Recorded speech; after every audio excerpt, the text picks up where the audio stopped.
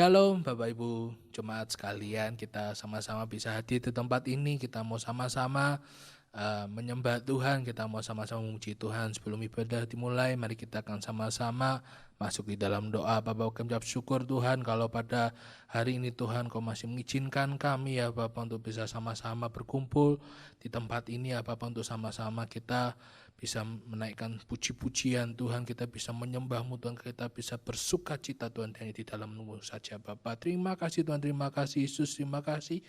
Kami siap untuk meninggikan nama-Mu, kami siap untuk bersorak-sorai hanya bagi nama-Mu Bapak. Thank you Tuhan, thank you Yesus. Di dalam nama Tuhan Yesus Kristus kami sudah berdoa, haleluya, amin, haleluya. Mari kita akan angkat satu lagu pujian. Hari ini, hari yang telah dijadikan Tuhan.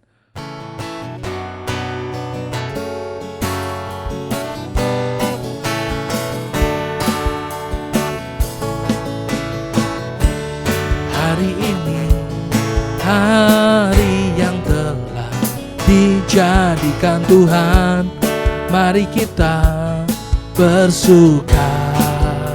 Hari ini, hari yang telah dijadikan Tuhan, mari kita bersuka di dalam Tuhan. Bersuka di dalam Tuhan. Hari ini hari dijadikan Tuhan. Hari ini hari yang telah dijadikan Tuhan, mari kita bersuka. Hari ini hari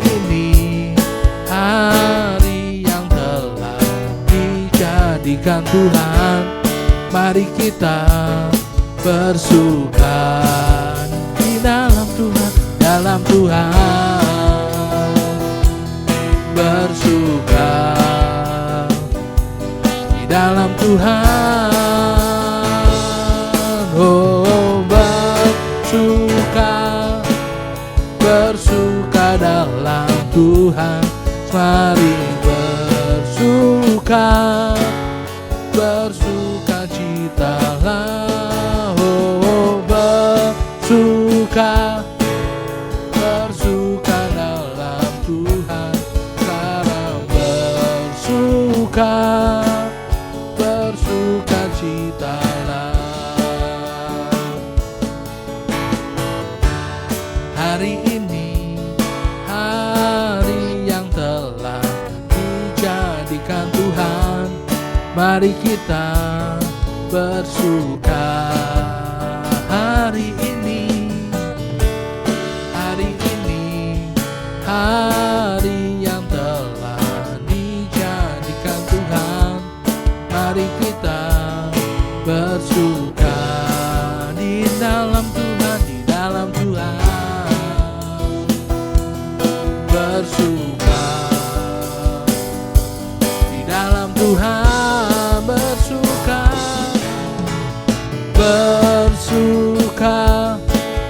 Bersuka dalam Tuhan, mari bersuka citalah, oh bersuka dalam Tuhan. Sekarang bersuka citalah, oh bersuka dalam Tuhan, mari bersuka citalah, oh bersuka dalam Tuhan. Sekarang bersuka citalah. Sekarang bersuka.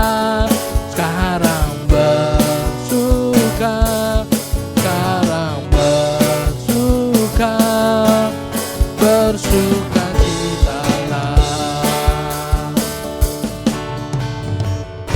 Haleluya, haleluya, haleluya. Hanya segala puji, syukur, dan hormat hanya bagi Tuhan kita. Haleluya.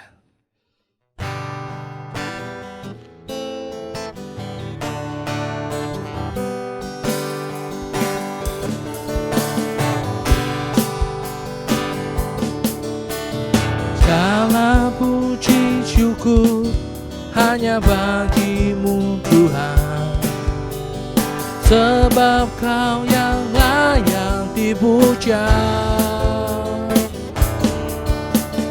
Kami mau bersorak, tinggikan nama-Mu. Haleluya.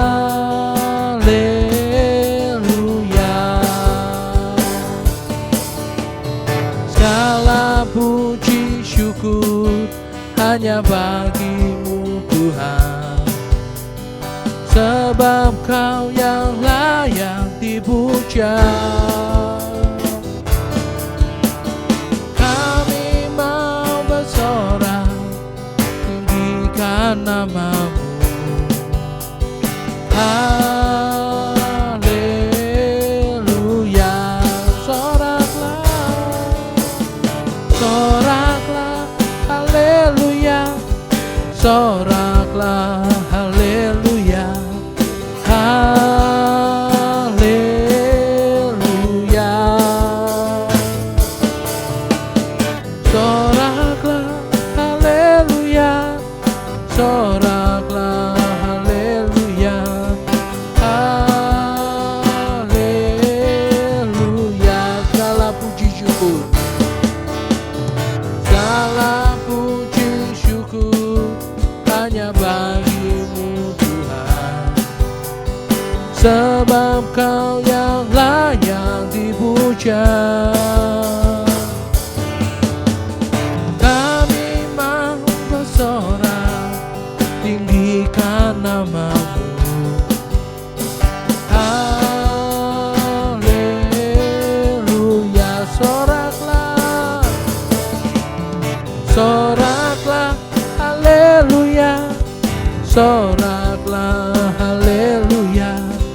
Haleluya. Soraklah, soraklah, haleluya. Soraklah, haleluya. Haleluya. Soraklah, soraklah, haleluya.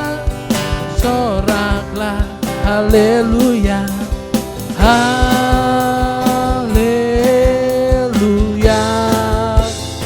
Soraklah, soraklah, haleluya.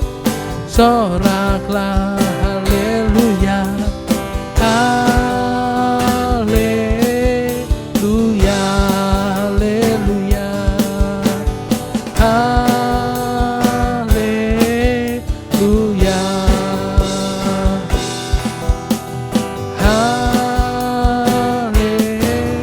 Haleluya. Haleluya. Haleluya. Hanya segala pujian dan syukur dan hormat hanya bagi Dia. Haleluya. Haleluya. Mari kita akan sambung pujian berikutnya. Ku menang bersama Yesus Tuhan. Bapak Ibu, kita semua harus percaya bahwa ketika Tuhan berserta dengan kita, ketika kita berpegang terus, ketika kita bersama-sama dengan Tuhan Yesus, kita pasti menang. Kita pasti bisa menghadapi segala tantangan yang ada di dalam kehidupan kita. Haleluya. Haleluya.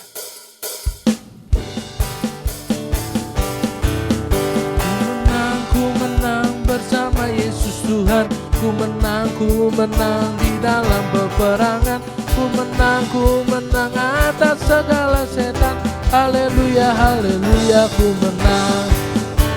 menang bersama Yesus Tuhan. Ku menang di dalam peperangan. Ku menang atas segala setan. Haleluya, haleluya. Ku menang. Haleluya, Dia bangkit. Haleluya, Dia hidup. Haleluya, Dia naik. Roh Kudus turun Ku menang bersama Yesus Tuhan. Ku menang di dalam peperangan. Ku menang atas segala setan. Haleluya, haleluya. Ku menang bersama Yesus Tuhan. Di dalam peperangan ku menang atas segala setan. Haleluya, haleluya. Ku menang. Haleluya, dia bangkit. Haleluya, dia hidup. Haleluya, dia naik. Roh Kudus turun. Haleluya, dia bangkit. Haleluya, dia hidup. Haleluya, dia naik. Roh Kudus turun. Roh Kudus turun. Roh Kudus turun. Haleluya, haleluya. Lagu ini dikatakan bahwa kita menang di dalam peperangan. Kita menang atas segala setan. Kita menang karena kita bersama-sama dengan Tuhan kita, yaitu Yesus Kristus.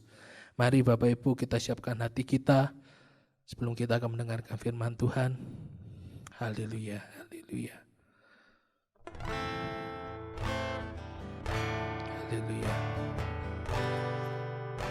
Kita yakin ketika Tuhan berfirman di dalam hidup kita, kita yakin bahwa ketika kita bersama Dia, kita pasti menang. Haleluya. Haleluya.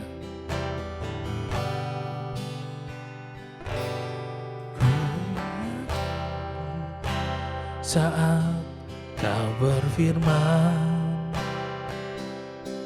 ku menang. Saat Kau bertindak, hidupku hanya ditentukan oleh perkataanmu.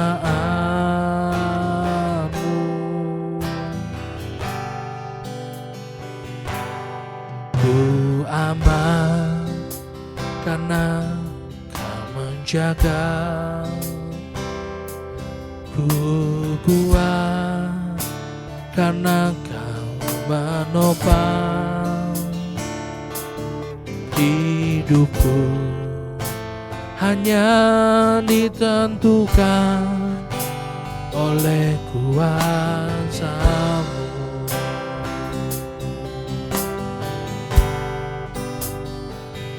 Bagi Tuhan tak ada yang mustahil. Bagi Tuhan tak ada yang tak mungkin. Mujizatnya disediakan bagiku. Ku diangkat dan dipulihkannya. Mari Bapak Ibu saya undang untuk bangkit diri. Haleluya. Ku yakin saat Kau berfirman, ku menang. Saat Kau bertindak, hidupku hanya ditentukan oleh perkataanmu.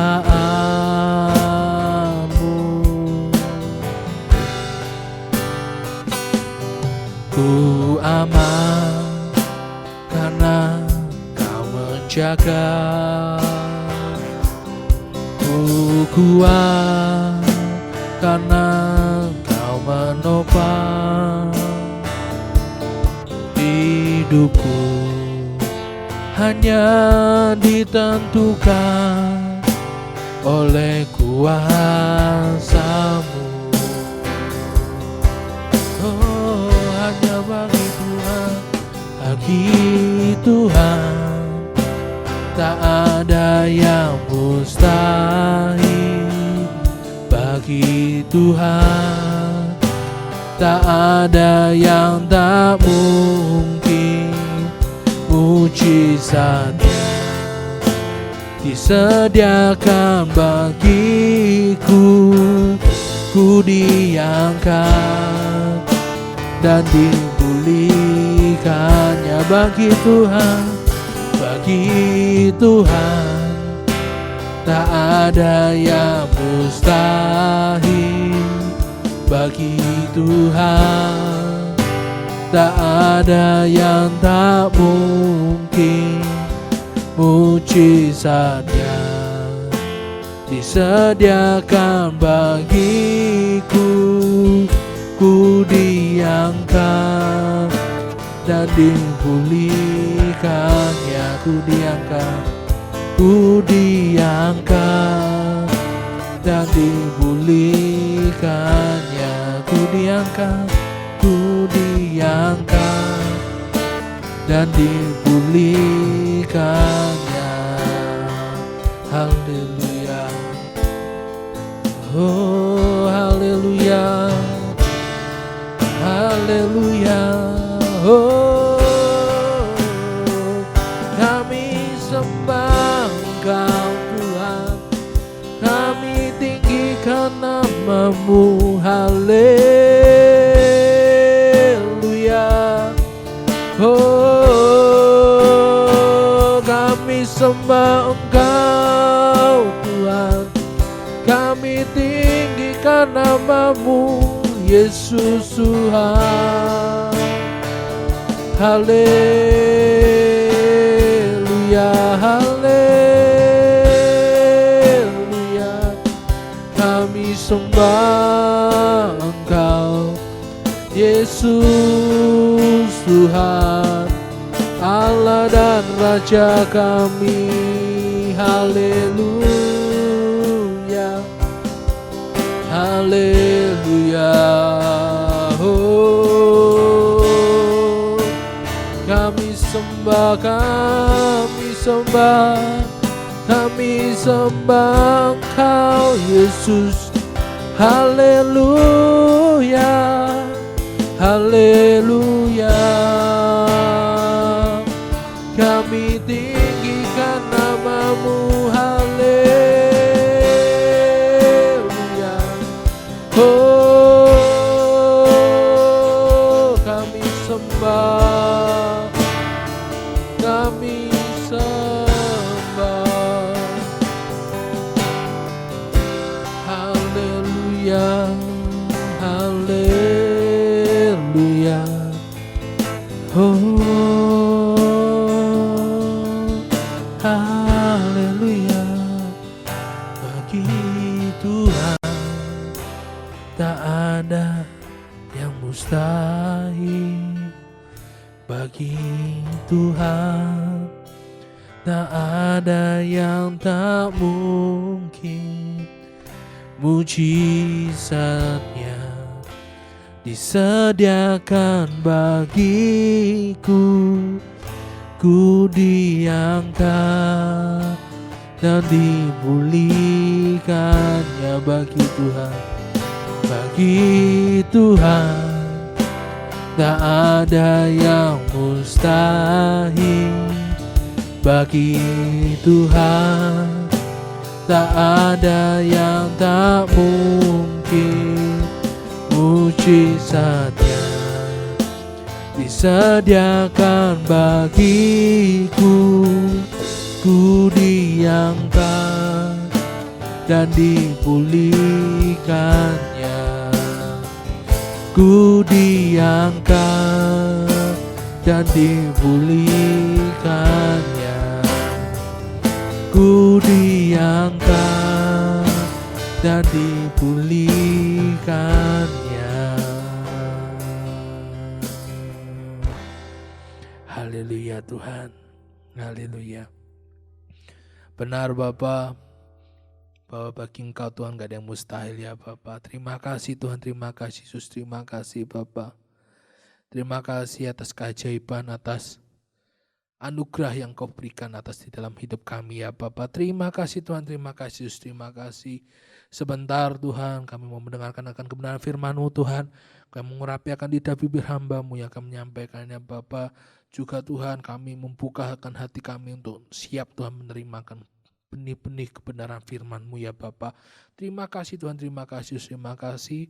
Kami siap Tuhan untuk mendengarkan suara-Mu, kami siap Tuhan untuk mendengarkan akan firman-Mu Bapa. Terima kasih Tuhan, hanya di dalam nama Yesus Kristus kami sudah berdoa. Haleluya. Amin. Puji nama Tuhan, Bapak Ibu Saudara sekalian. Hari ini kita kembali melihat tentang imam besar. Saya beri judul Yesus Imam Besar, Perintis ke Ruang Maha Kudus. Artinya saudara, Tuhan Yesus adalah perintis jalan untuk membawa kita ke ruangan Maha Kudus. Tanpa Tuhan Yesus, kita nggak bisa masuk ke ruangan Maha Kudus, saudara. Di dalam perjanjian lama, hanya imam besar yang boleh masuk ke ruangan Maha Kudus. Tetapi di dalam perjanjian baru, Tuhan Yesus yang masuk ke ruangan Maha Kudus dan Dia membuka jalan supaya kita bisa masuk ke sana. Ini hal yang baik. Mari kita akan buka Alkitab kita, Ibrani 6 ayat 19 dan 20, kita akan baca. Pengharapan itu adalah sauh yang kuat dan aman bagi jiwa kita yang telah dilabuhkan sampai ke belakang tabir, di mana Yesus telah masuk sebagai perintis bagi kita ketika Ia menurut peraturan Melkisedek menjadi imam sampai selama-lamanya. Ini ayatnya saudara. Nah, kita lihat ayat yang ke-19 dulu. Nah, kalau kita lihat ayat 19 dalam teks bahasa Inggris dikatakan pengharapan ini sebagai satu sauh atau jangkar buat jiwa, buat jiwa ya, of the soul, buat jiwa, suatu pengharapan yang yakin, yang pasti. Itu ada kata sure, lalu yang kokoh. Nah, itu saudara yang membawa kita sampai ke balik tirai. Nah, itu sauh. Nah, sauh itu atau jangkar itu yang ada. Nah, saudara, kita lihat tentang apa itu pengharapan. Kata Alkitab, pengharapan adalah nafas bagi jiwa. Nafas bagi jiwa yang lelah. Itu pengharapan. Saudara, kalau orang yang lelah, yang capek, yang menderita, dia ingin ada pengharapan. Pengharapan ini seperti terang di tengah-tengah kegelapan. Jadi di tengah-tengah kegelapan lalu ada cahaya yang kecil mungkin, lalu besar, itu adalah pengharapan.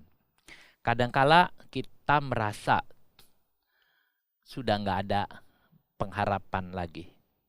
Semua sudah putus asa. Semua sudah menyerah. Semua sudah habis. Tetapi buat kita orang Kristen masih punya pengharapan. Ada terang yang menyala, yang membuat kita tetap bangun. Nah, pengharapan itulah nyawa bagi jiwa, atau kehidupan buat jiwa kita, saudara. Nah,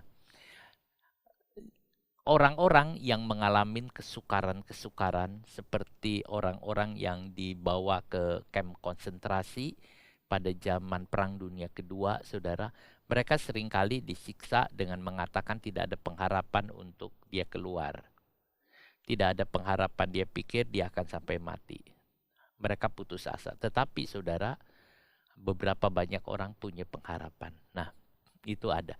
Jika ada orang yang sedang mengalami penderitaan atau kesukaran atau aniaya, apa-apapun saudara, dengan adanya pengharapan masih bisa bertahan. Jadi pengharapan itu adalah penting. Saudara, iblis itu berusaha menghancurkan pengharapan, terutama orang Kristen. Kalau ada orang Kristen yang putus asa, aduh kok aku gini sih, aku kok gini terus ya, aku kok gak bisa maju-maju, usahaku kok gini terus, hidupku kok gini terus. Ya memangnya saudara, iblis itu ingin saudara itu seperti itu. Aku kok gini, aku gini. Sampai putus asa, sampai mati. Ya udahlah, apa katanya nanti. Mau mati ya mati. Kehidupan Kristen kita nggak begitu, saudara. Kehidupan Kristen kita tuh punya satu pengharapan. Jadi, tidak seperti itu. Iblis kalau ingin menghancurkan, tadi saya katakan, ya, sampai orang itu putus asa, lalu dia bunuh diri. Nah, saudara, orang-orang yang bunuh diri, rata-rata dia menganggap dirinya sudah nggak ada harapan. Sudah nggak berguna. Sudah buat apa lagi hidup. Lalu dia bunuh diri. Itu orang-orang yang ada.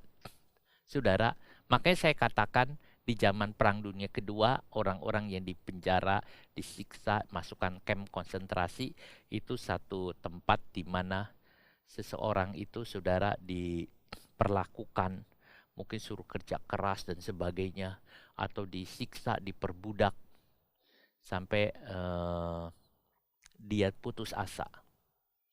Tetapi kenyataannya banyak beberapa orang yang hidup. Karena dia mempunyai satu pengharapan bahwa suatu kali dia akan keluar dari tempat ini. Itulah pengharapan. Sebab itu saya katakan pengharapan adalah terang bagi orang yang sedang mengalami persoalan-persoalan. Pengharapan orang Kristen itu berbeda dengan pengharapan orang yang lain. Sebab apa? Sebab orang Kristen punya Tuhan Yesus. Tuhan Yesus itu hidup, dia tidak mati. Dia udah bangkit. Dia hidup selama-lamanya. Jadi pengharapan orang Kristen itu beda dengan yang lain.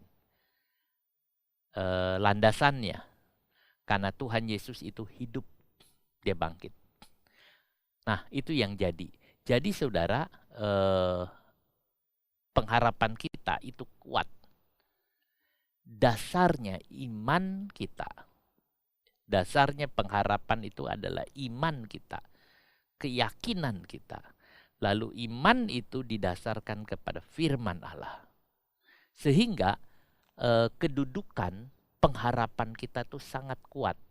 Sebab pengharapan saya bukan didasarkan kepada yang lain.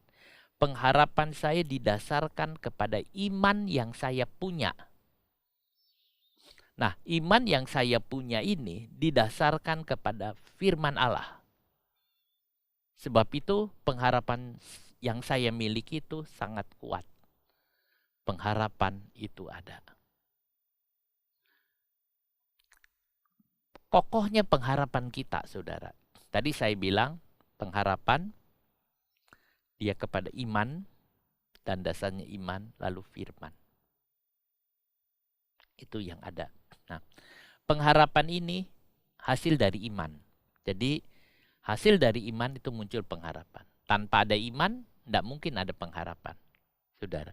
Jadi orang-orang yang tidak percaya kepada Tuhan, orang-orang yang mungkin tidak memiliki Tuhan, pasti tidak punya pengharapan. Kepada siapa dia pengharapannya? Mungkin dia ada pengharapan tetapi kepada hal-hal yang ada di dunia. Kepada kekuasaan, kepada uang, kepada yang lain. Pengharapan kita tidak, saudara. Nah, pengharapan kita bersandar kepada iman dan iman kita bersandar kepada firman Allah. Itulah sebabnya pengharapan kita itu kuat. Jadi hanya orang percaya yang memiliki pengharapan. Hanya orang percaya, saudara. Itulah sebabnya kita ibadah. Nah, pengharapan itu. Pengharapan, kata Alkitab, itu sauh yang kuat. Sauh atau jangkar. Kalau sudah lihat kapal, itu selalu bawa jangkar. Bawa sauh. Kapal tidak boleh tidak bawa sauh. Perahu pun bawa sauh, saudara. Sebab kalau saudara pernah naik mungkin perahu atau kapal waktu dia mulai menepi, itu sauhnya itu dilemparkan. Lalu kemudian dia nancep di satu, mungkin di batu karang atau di mana, begitu kuat sehingga kapal itu tidak terbawa oleh arus. Tapi dia lama-lama menepi dan penumpang itu boleh turun. Pengharapan adalah sauh yang kuat dan sangat kuat, saudara. Sauh jangkar yang amat kuat. Alkitab menggambarkan seperti itu, saudara. Sauh itu penting sekali.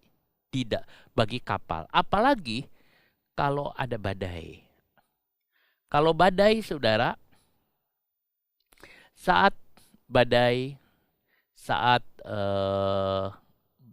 menuju ke pelabuhan, jangkar atau sauh itu diperlukan. Saat menghadapi badai, saudara, kadangkala itu dilempar jangkarnya supaya kapalnya tidak hanyut terbawa arus, melainkan tetap bertahan dihantam badai. Dan juga saat kapal itu menuju pelabuhan, itu jangkar itu dilempar dan dibawa ke pelabuhan. Pengharapan kita, saudara, di tengah badai. Saat badai hidup ini menghantam kita, saat badai itu menerjang kita, kita punya pengharapan kepada Tuhan. Sehingga kita tidak goyah. Nah, kita seperti melemparkan sauh kepada Tuhan. Dan kita tidak akan goyah. Badai apapun boleh datang, tapi kita tidak goyah. Yang kedua, saat kita berjalan menuju ke pelabuhan, di mana pelabuhan kita, saudara? Pelabuhan kita di negeri yang kekal, sorga yang mulia. Saat kita berjalan ke negeri yang kekal, sorga yang mulia itu, kapal hidup kita jalan sana, saudara. Lalu kita melemparkan jangkarnya di sana. Sebab itu jangkar itu selalu ada dalam hidup kita. Pengharapan itu harus ada. Sebagai orang Kristen, tidak boleh kehilangan pengharapan. Saudara, kiri, kanan, depan tertutup, masih ada atas.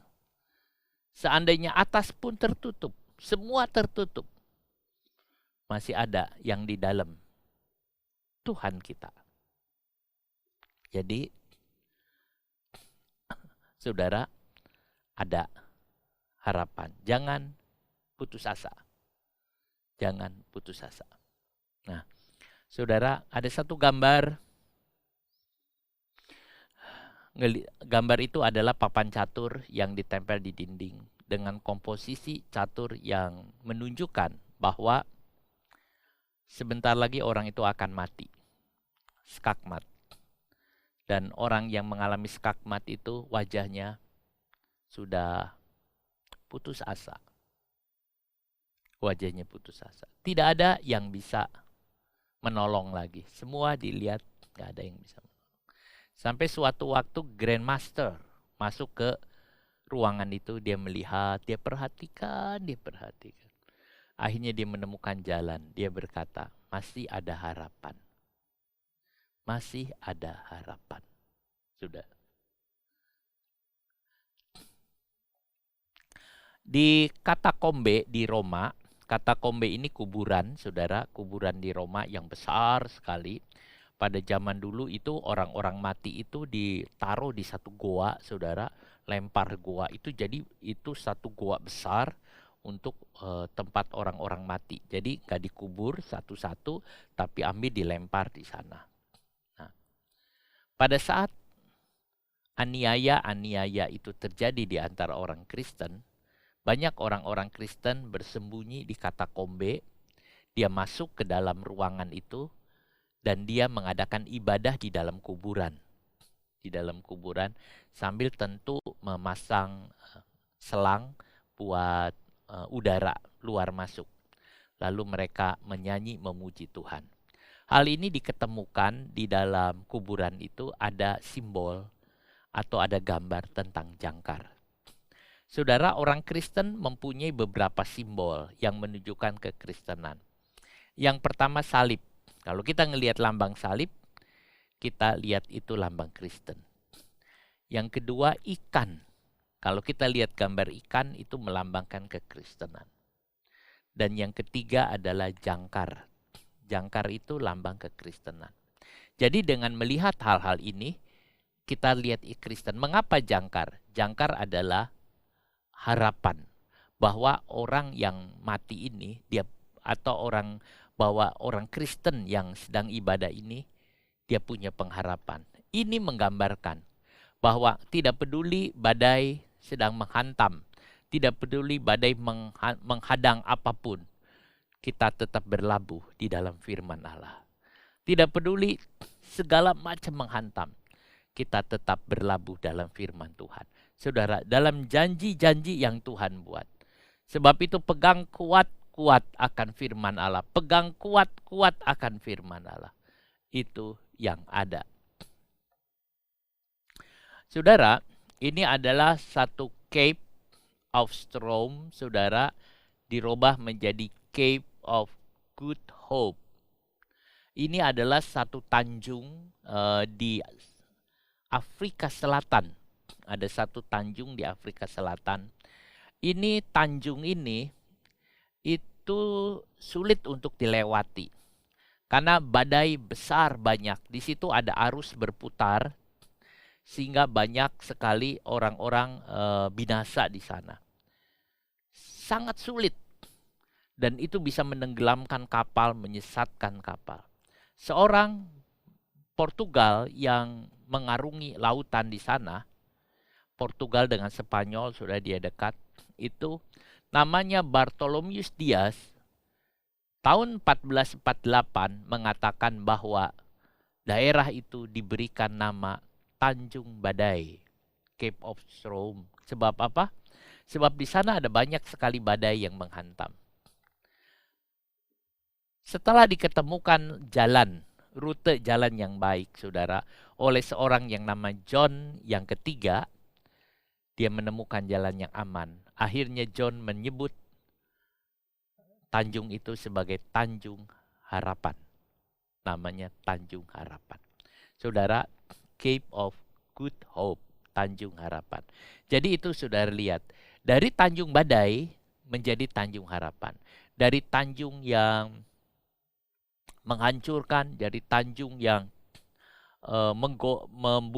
menakutkan, menjadi tanjung yang penuh harapan. Sebab apa disebut Tanjung Harapan? Karena tanjung ini jalan ke India. Jalan ke India. Di India ada banyak harta karun. Jadi pada waktu tahun-tahun itu, dari Spanyol, dari Portugal, dari Inggris, mereka mencari lahan-lahan di seluruh daerah. Dan mereka menemukan bahwa di India ada begitu banyak harta untuk mereka bawa ke negaranya. Itulah sebabnya mereka pergi ke sana. Dan itu bukan Tanjung Badai yang mereka akan lewati, disebut Tanjung Harapan. Sebab apa? Sebab mereka mengharapkan membawa begitu banyak harta. Saudara, kita menghadapi tanjung atau kita menghadapi gelombang, kita menghadapi badai. Sebab itu hidup kita sering disebut hidup yang penuh badai. Tetapi setelah kita punya Yesus, hidup kita adalah hidup yang penuh pengharapan. Hidup yang penuh dengan segala harapan-harapan. Harapan pada waktu hidup, harapan pada waktu mati, harapan pada waktu kecil, harapan pada waktu besar, harapan pada waktu tua, harapan pada waktu muda. Dimanapun ada pengharapan, sebab Yesus adalah harapan jiwaku. Penyanyi mengatakan, Yesus harapan jiwaku. Saudara, Yesus adalah harapan jiwaku. Jadi kita lihat,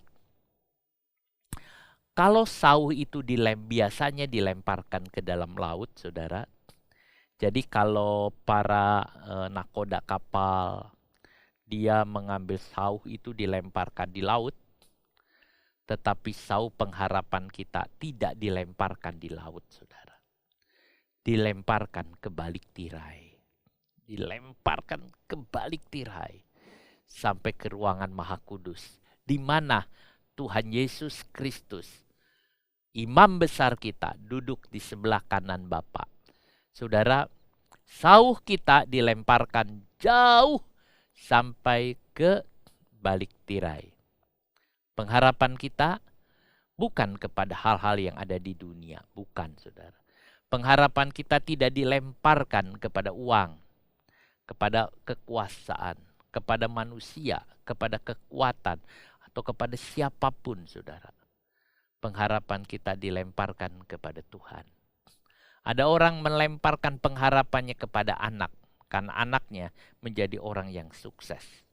Tetapi lama-kelamaan anaknya sebal dengan orang tuanya. Orang tuanya ditaruh di panti jompo, saudara. Saudara lihat pengharapan kepada anak? Tidak. Pengharapan kita kepada Tuhan. Apapun kita kepada Tuhan, saudara, itu yang ada.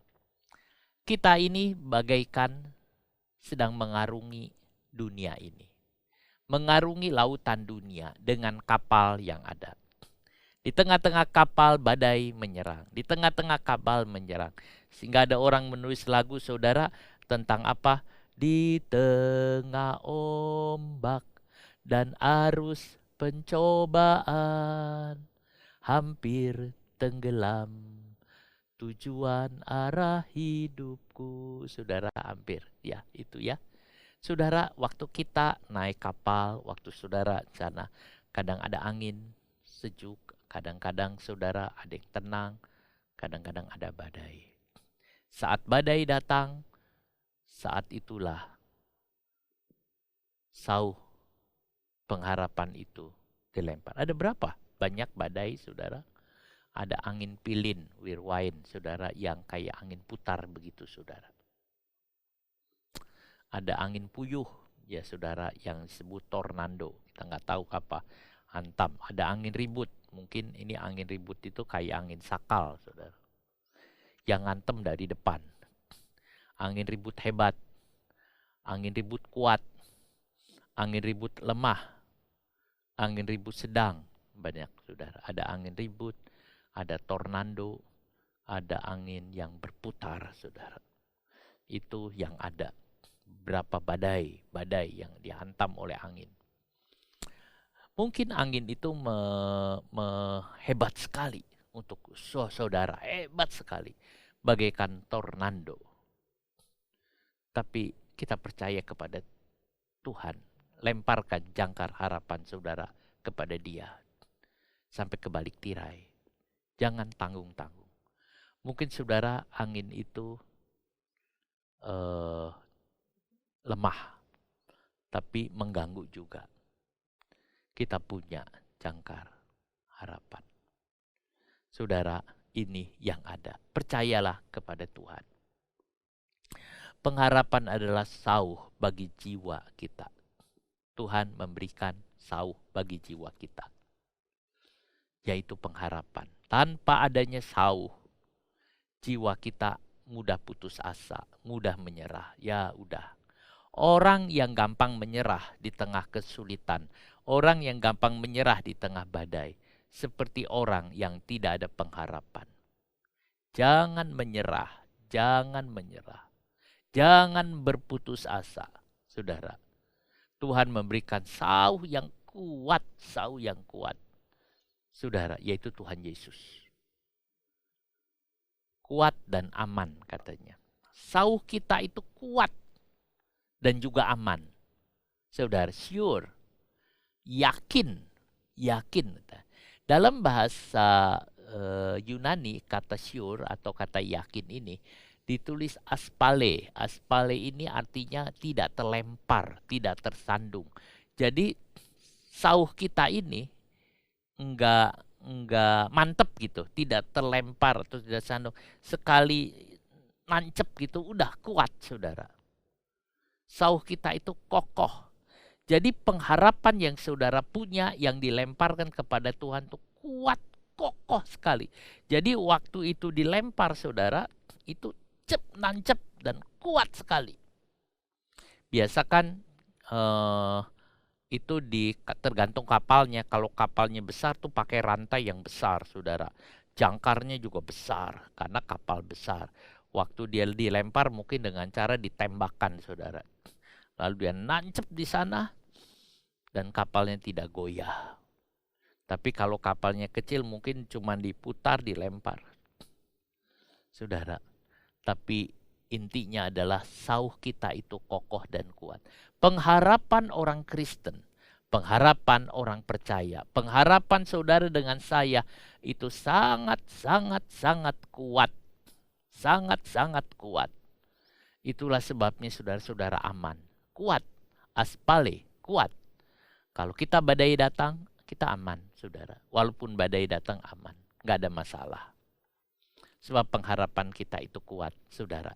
Kalau saudara punya jangkar harapan saudara kepada Kristus, badai datang aman. Badai virus corona melanda dunia. Sampai sekarang masih belum tuntas. Efeknya banyak. Terutama menyerang perekonomian. Saudara, itu badai datang. Badai tinggal sedikit. Mungkin tinggal beberapa, tidak sehebat waktu dulu. Kita harap badai mereda. Saudara, kita punya pengharapan kepada Tuhan yang kokoh di tengah badai ini, yang menghantam kesehatan, yang menghantam ekonomi, tapi tetap kuat. Yang kedua, saudara, kita dengar-dengar belakangan ini, harga-harga naik, inflasi di seluruh dunia, terjadi harga-harga kenaikan harga, baik di Eropa, baik di Amerika, terjadi juga banyak, di mana-mana saudara, Asia juga semua, ya termasuk Indonesia juga mungkin akan terjadi hal itu. Berita ini naik, harga naik, semua naik. Seolah-olah badai yang kedua datang. Kalau beras naik, gula naik, minyak naik, semua naik, harga-harga kendaraan naik, semua naik. Saudara, badai inflasi, badai itu naik. Saudara, tetap kita punya pengharapan yang kuat dan teguh. Kita punya Tuhan kita. Kita punya Yesus. Yesus harapan jiwaku. Yesus harapan jiwaku. Saudara, dia harapan. Nah, kita lihat peperangan yang muncul. Mengapa Rusia menghantam Ukraina? Dia hantam. Berat. Ukraina kota besar. Dulu jadi satu dengan Soviet. Itu juga termasuk kota besar. Kota kedua, saudara, setelah Rusia.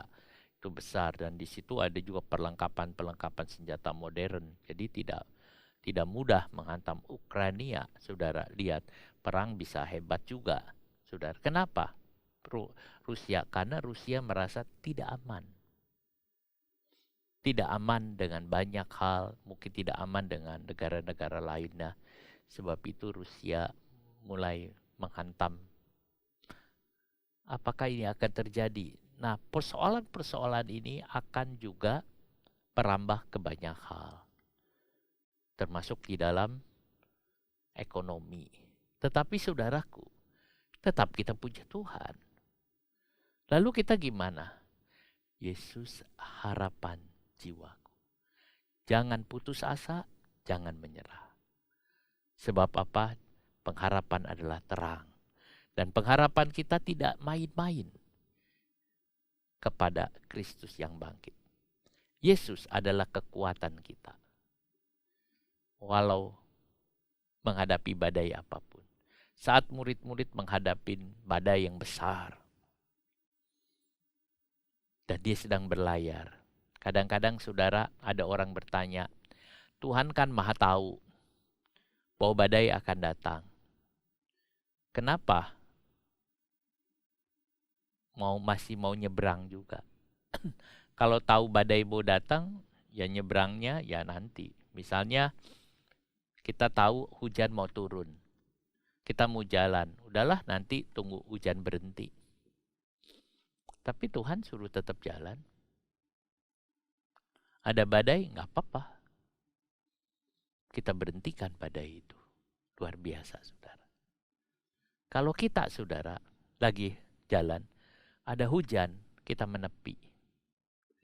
Udah menepi, tunggu hujan berhenti, baru kita jalan lagi. Tetapi Tuhan Yesus tahu ada badai. Dia jalan dan diberhentikan badai itu. Kalau orang para menelayan, mungkin saudara, dia ada sauh. Tapi kita lebih juga dari sauh. Kita punya Yesus, penolong kita. Dia juga bisa berkata kepada badai itu untuk berhenti. Dan saya yakin semua akan taat pada Tuhan. Pengharapan adalah sauh bagi jiwa kita yang aman dan kuat. Bebaios yang diterjemahkan aman, bebaios, bahasa Yunaninya, itu artinya stabil, menjadi stabil. Kita punya jangkar harapan, sauh itu stabil. Kata bebaios, saudara, di dalam bahasa Yunani sekuler itu yang berhubungan dengan jaminan hukum. Jadi kalau saudara beli barang, saudara dapat jaminan bahwa barang ini kualitasnya baik, bahwa ini kualitas unggul, bahwa ini barang yang aman. Kalau saudara punya ini aman, udah pasti aman. Nah itu jaminan. Nah itu seperti garansi, ya. Ya saudara ada surat atau akte garansi. Nah ini garansinya. Jadi itu aman. Nah itu yang ada. Bebaios, aman. Nah jadi saudara, sauh pengharapan kita aman. Aman. Sauh pengharapan kita kuat. Jadi ada jaminan bahwa pengharapan kita kepada Tuhan itu jaminan yang baik. Surat Ibrani bilang, sauh ini dilemparkan jauh sampai ke balik tirai, sampai ke belakang tirai. Itu balik tirai itu artinya masuk ke ruangan Maha Kudus. Mengapa dilemparkan sampai ke balik tirai di sana? Sebab di sanalah Yesus imam besar kita duduk di sebelah kanan Bapa. Jadi pengharapan kita tidak dekat-dekat, tidak tanggung, saudara, tapi jauh sekali sampai ke ruangan Maha Kudus. Mengapa kita pengharapan kita sampai di sana? Karena Tuhan perintis, imam besar perintis yang akan membawa kita masuk ke ruangan Maha Kudus, saudara. Saudara dengan saya bisa masuk ke ruangan Maha Kudus. Kalau kita lihat dari gambar peta tabernakel, saudara, maka saudara kita melihat ada 3 ruangan. Satu ruangan itu halaman. Kemudian setelah halaman ada ruangan suci atau ruangan kudus. Dan yang ketiga ruangan Maha Kudus. Ruangan Maha Kudus itu dibatasi oleh tirai. Oleh tirai. Jadi pada waktu masuk ke sana saudara, itu ada tirai. Tirai itu pembatas antara ruangan suci dengan ruangan Maha Suci. Tirai itu, yang dimaksud dengan tirai itu ada kain saudara. Kain yang besar, kira-kira ukurannya 60 kali 30 feet. Itu saudara cukup besar ya. Tebalnya itu tebal saudara, kain itu.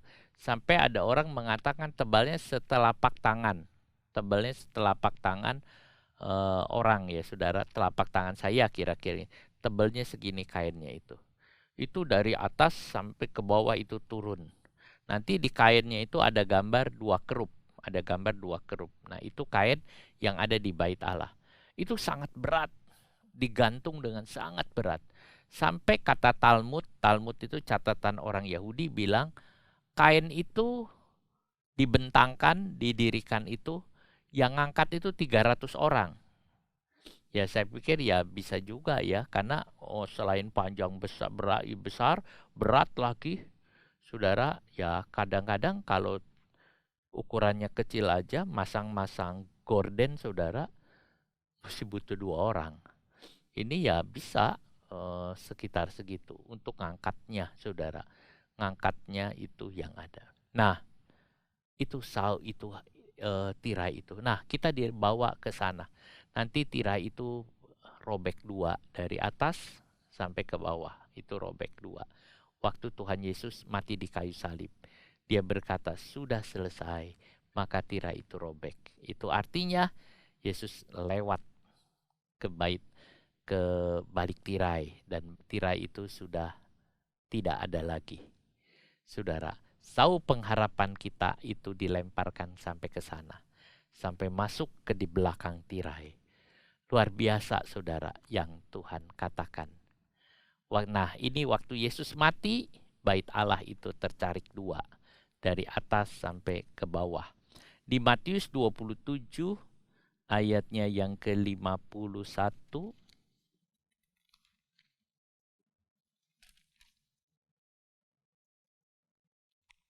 Dan lihatlah, atau di ayat 50, Yesus berseru pula dengan suara nyaring, lalu menyerahkan nyawanya. Dan lihatlah tabir bait suci, maksudnya ini tirai bait suci, terbelah dua dari atas sampai ke bawah.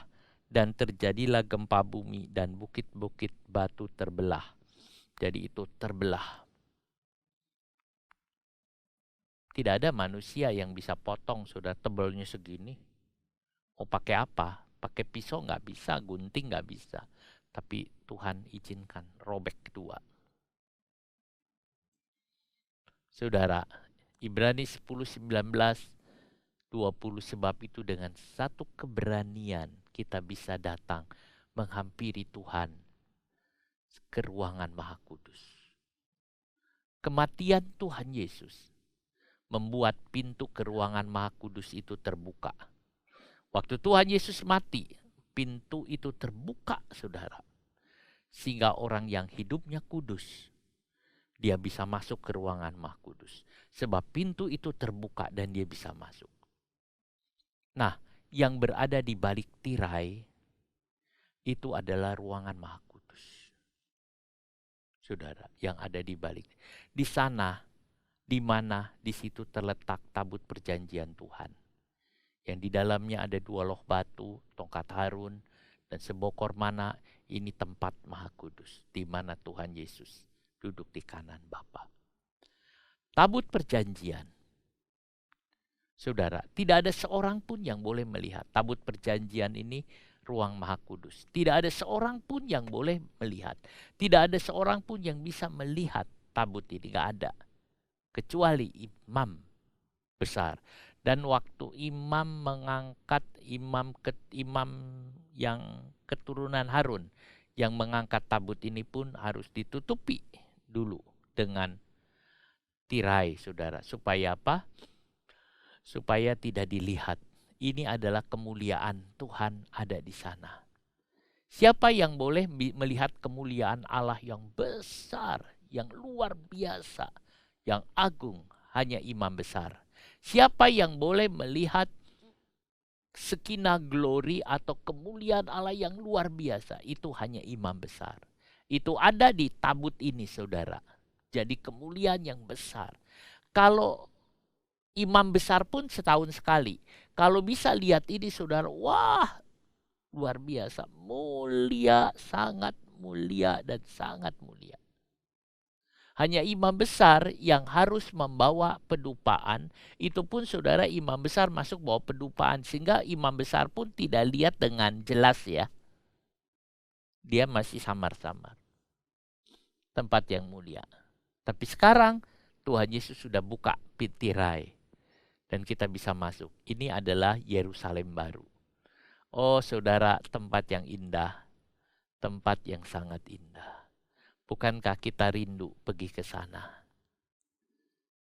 Yesus adalah perintis bagi kita. Kalau saudara lihat di ayatnya berikutnya dari surat Ibrani, maka dikatakan Yesus adalah perintis. Saya baca kembali saudara, Ibrani pasalnya yang ke-6, ayat 20, di mana Yesus telah masuk sebagai perintis bagi kita. Ketika ia menurut peraturan Melkisedek menjadi imam besar sampai selama-lamanya. Saudara, Yesus adalah perintis. Apa artinya perintis? Perintis adalah orang yang membuka jalan. Orang yang membuka jalan. Saudara, kalau misalnya hutan belantara, saudara, itu nggak bisa dilewati. Maka ada perintis yang membuka jalan. Dia cari jalan, lalu dia bikin jalan, dan orang lain mengikuti. Dia itu adalah perintis. Perintis adalah yang membuka jalan. Pada zaman Paulus, kata perintis itu disebut prodromos. Itu adalah, saudara, yang digambarkan oleh orang-orang Yunani seperti perahu-perahu kecil yang dikirim ke pelabuhan-pelabuhan, saudara, oleh kapal besar.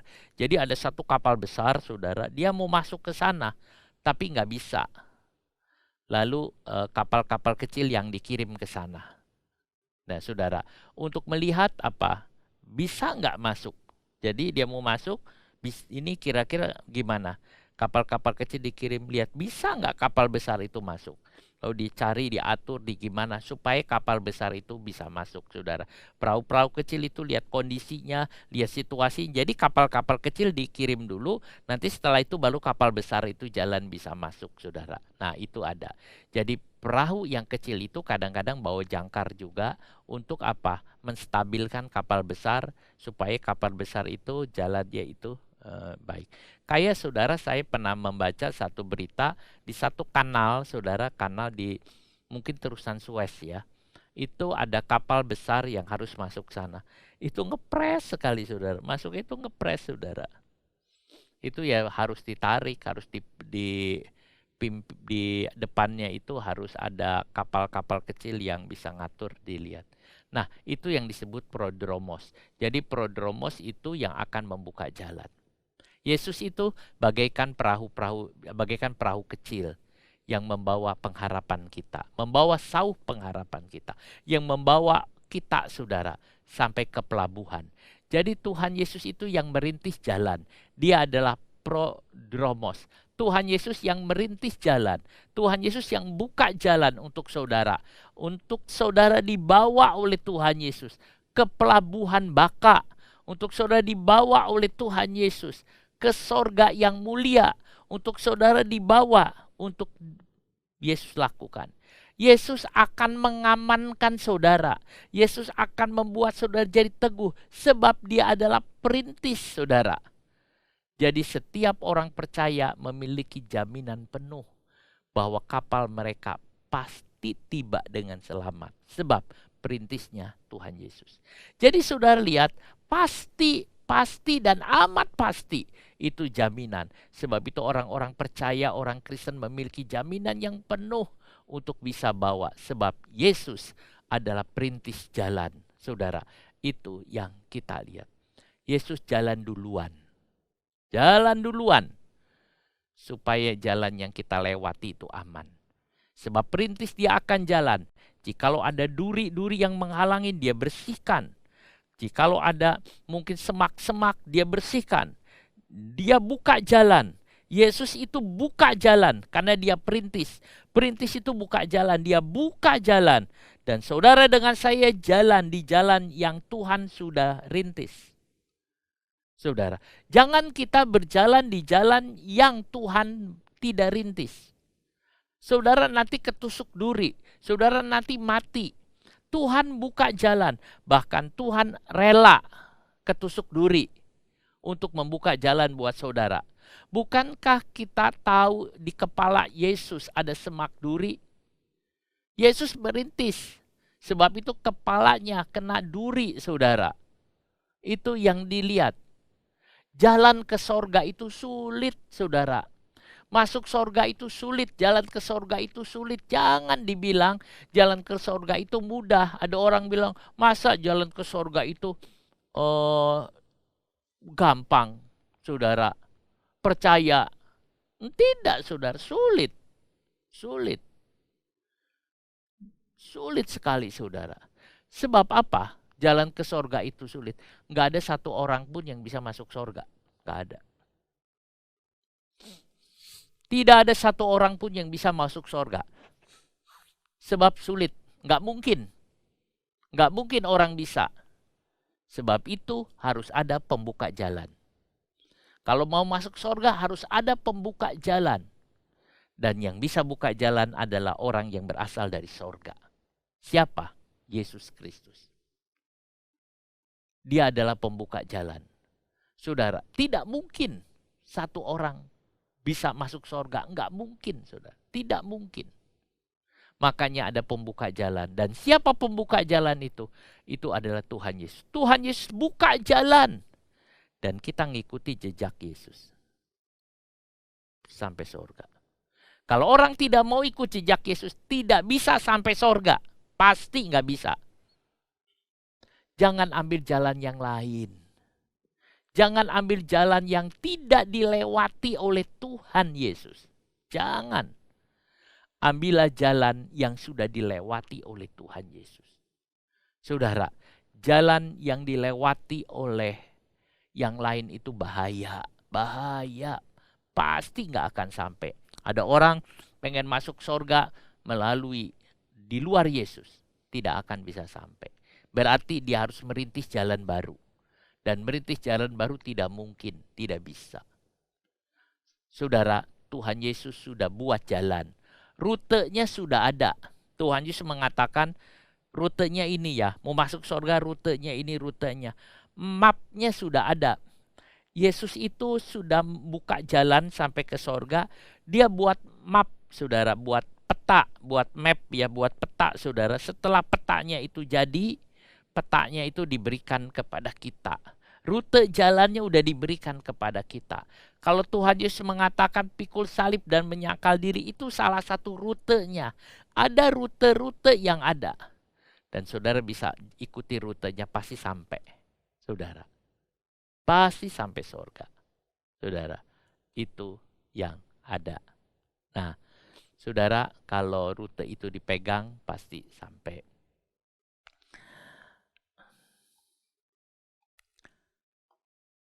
Di Swiss ada gunung yang tinggi namanya Gunung Alpen.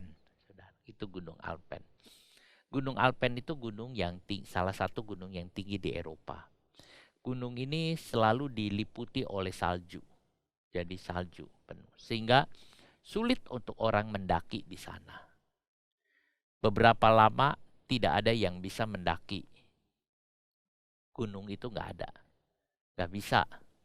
Yang bisa menaklukkan gunung ini. Sampai suatu waktu Jerman, penguasa Jerman saat itu Hitler kepengen ada orang yang bisa menaklukkan pegunungan Gunung Alpen untuk menunjukkan bahwa Jerman itu hebat. Lalu ada 2 orang yang mau naik. Permulaan 2 orang itu nggak mau naik. Sehingga ada orang Swiss, 2 orang Swiss yang akan naik. Lalu akhirnya yang dari Jerman itu juga naik.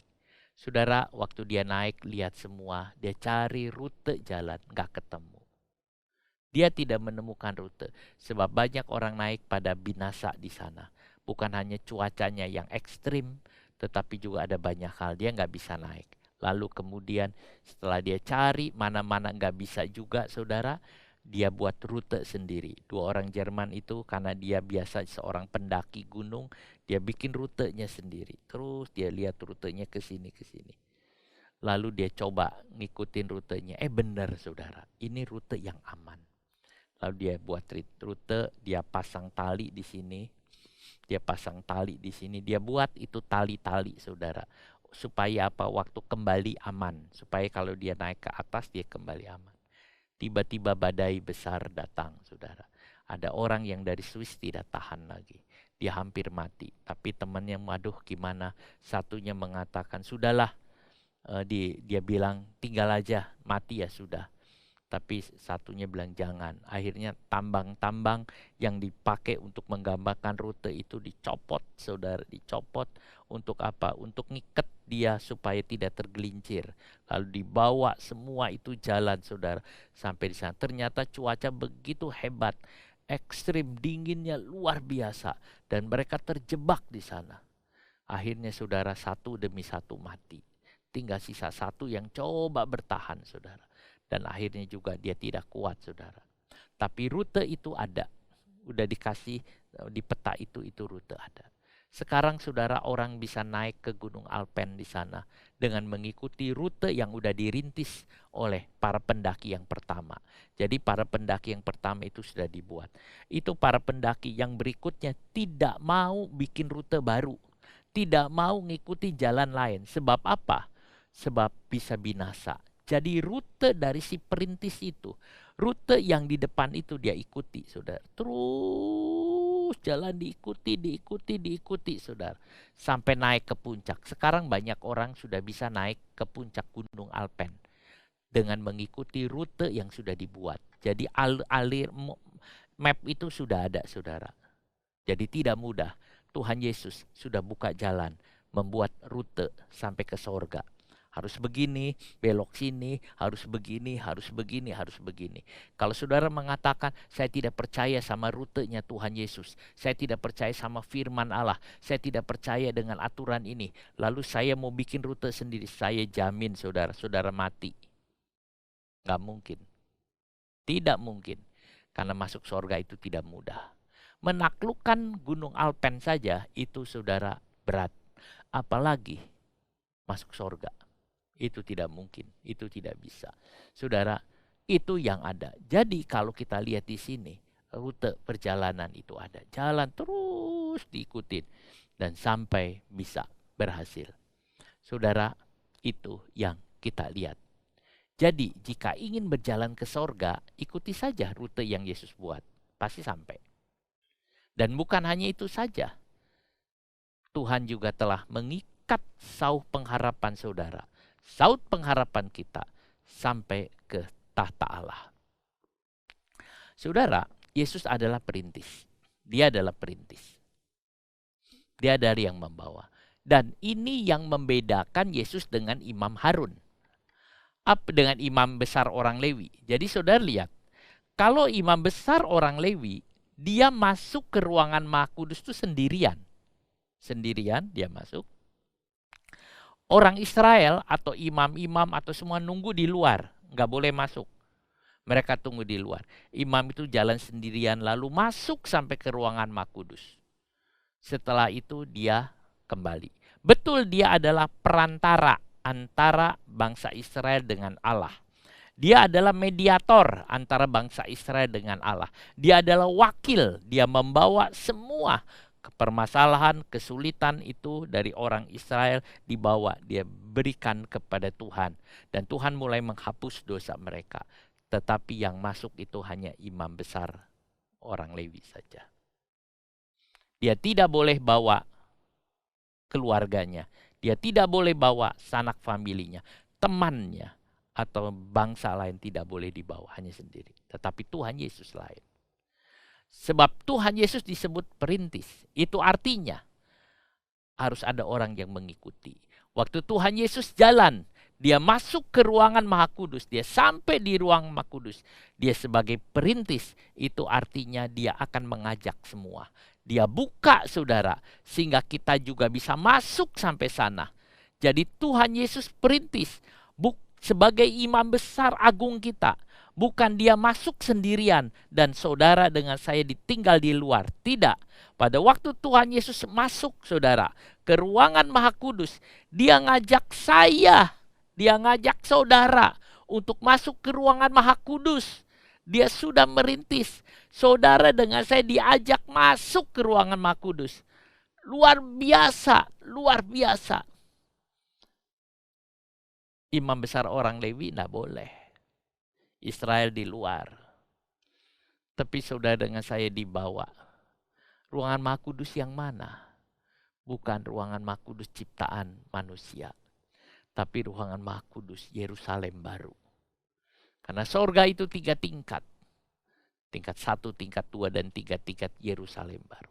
Itu berarti Tuhan akan membawa kita masuk ke Yerusalem baru. Betapa indahnya kalau kita hidup suci dan hidup benar, maka Tuhan akan membawa kita ke sana, Yerusalem baru. Oh Yerusalem, kota indah. Oh Yerusalem, kota yang baru. Dan kita bisa masuk, menikmati semua saudara. Indah itu yang ada. Itulah sebabnya Tuhan disebut perintis. Imam besar kita perintis.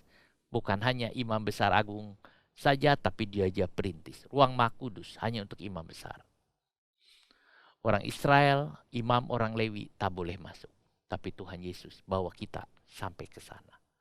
Tuhan sudah buat rute perjalanannya untuk bisa masuk ke tahta Allah. Tuhan sudah buat jalannya. Tuhan sudah buat rutenya. Tuhan sudah buat mapnya. Saya kepikir saudara, kalau kita bisa menjabarkan ini ya, kita bikin buku tulisannya rute perjalanan ke sorga yang dibuat oleh Kristus. Wah, rutenya bagaimana saudara? Itu yang ada. Nah, kita bisa jalan. Tinggal kita taat pada rute perjalanannya sampai di sorga. Kalau orang mau tahu jalan ke sorga, ikutilah rute itu.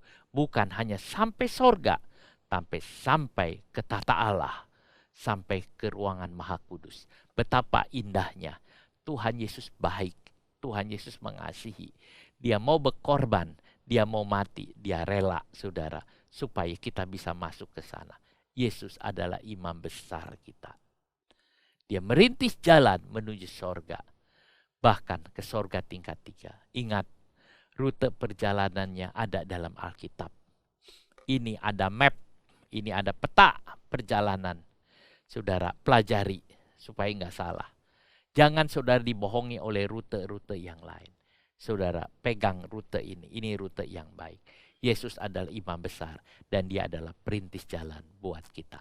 Oh syukur saudara, puji Tuhan. Kita punya Tuhan kita. Haleluya, haleluya. Saudara, bukankah saudara senang mendengar berita firman Tuhan pada hari ini? Dia merintis dan dia akan membawa saudara ke ruangan Maha Kudus, ke tata Allah. Bukankah saudara senang?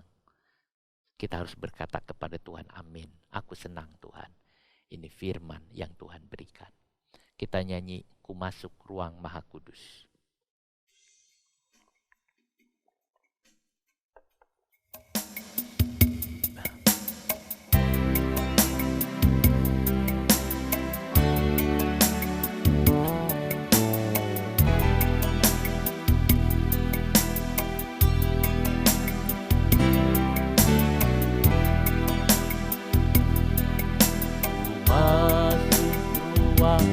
Maha Kudus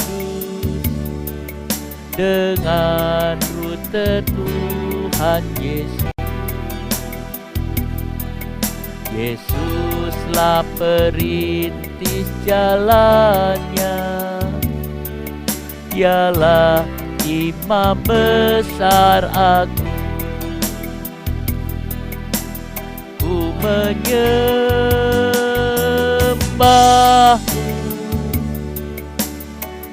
ku sembahmu,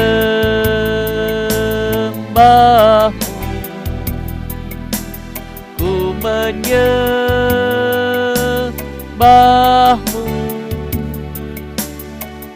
ku sembahmu, sebab namamu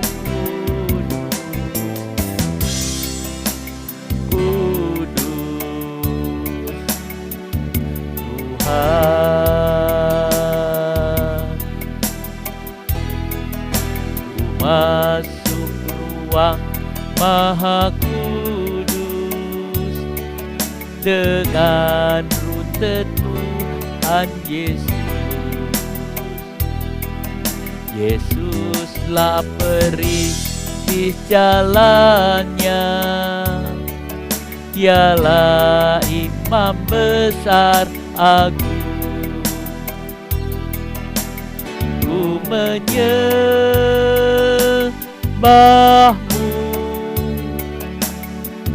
ku sembahmu,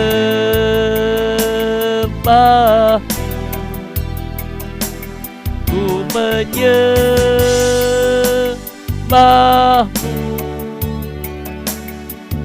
ku sembahmu,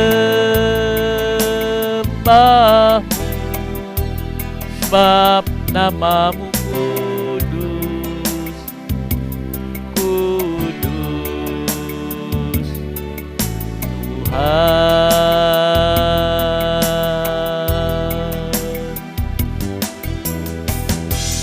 Sebab namamu kudus, kudus Tuhan.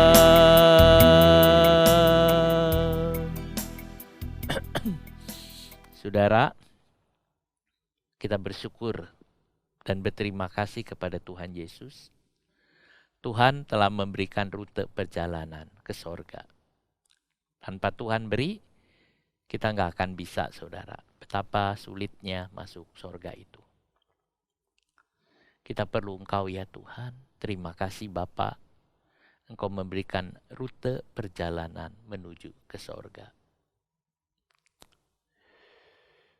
Sebab itu Tuhan pertama berkata, percaya dulu. Ya, saya harus percaya kepada rute itu. Itu benar. Setelah itu baru kita melangkah mengikuti rute yang Tuhan buat. Terima kasih Bapak. Terima kasih. Terima kasih Roh Kudus.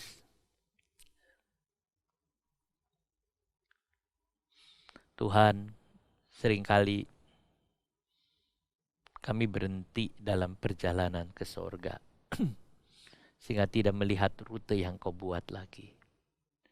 Rute yang Kau buat itu benar adanya. Tuhan Yesus, terima kasih. Terima kasih Bapa, terima kasih. Terpujilah akan nama-Mu. Tanamkan firman-Mu dalam hati kami Tuhan. Demi nama Tuhan Yesus. Amin. Saudara, kita akan ambil perjamuan kudus. Saudara siapkan perjamuan kudus sambil kita menyanyikan nyanyian salibnya, salibnya selamanya mulia.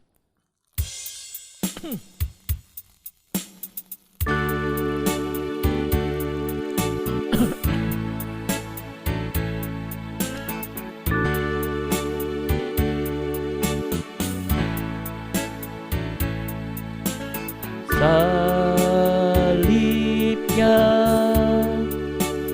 salibnya selamanya mulia.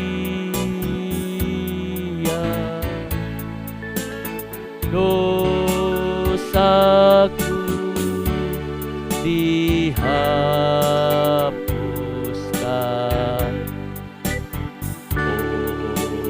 oleh darah Yesus.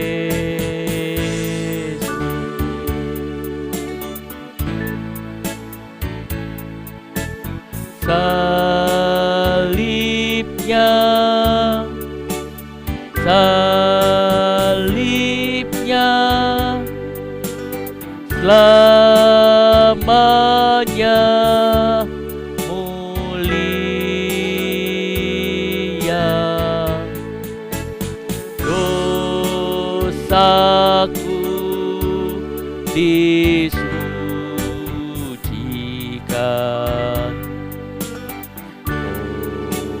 oleh darah Yesus.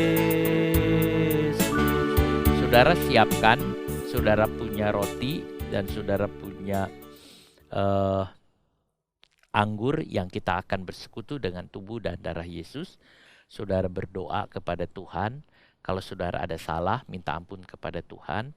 Karena kita berhubungan dengan hal-hal yang kudus dari Tuhan, yaitu dengan tubuh dan darah Tuhan.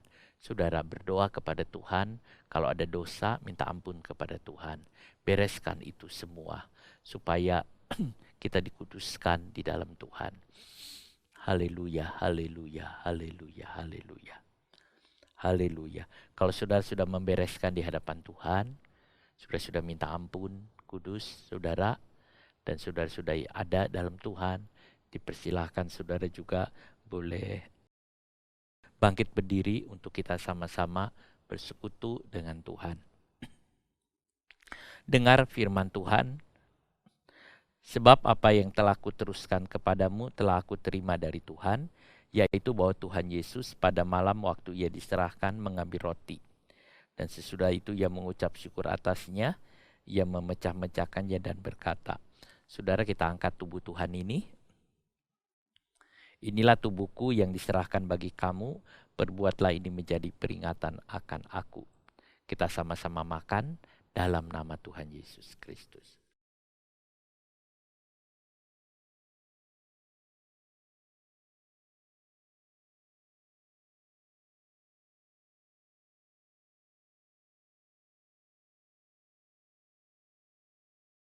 Haleluya.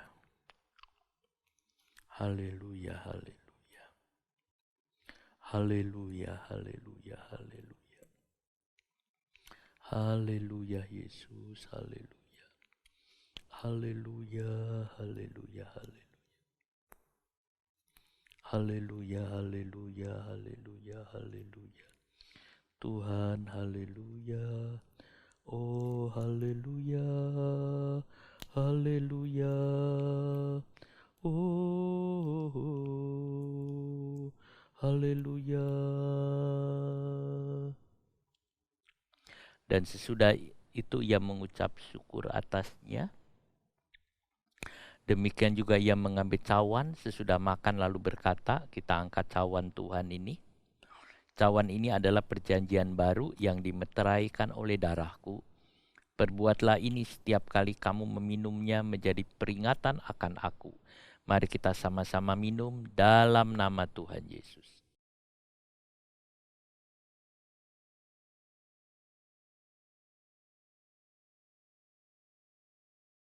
Haleluya. Haleluya, haleluya, haleluya.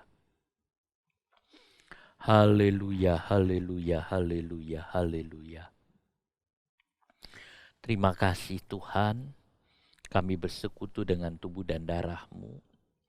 Terima kasih Roh Kudus, terima kasih Tuhan. Kami menjadi satu dengan Engkau. Biarkan kami mengikuti rute yang Kau buat Tuhan. Jalan di dalam jalan-Mu. Bapak terima kasih, tanamkan firman-Mu dalam hidup kami.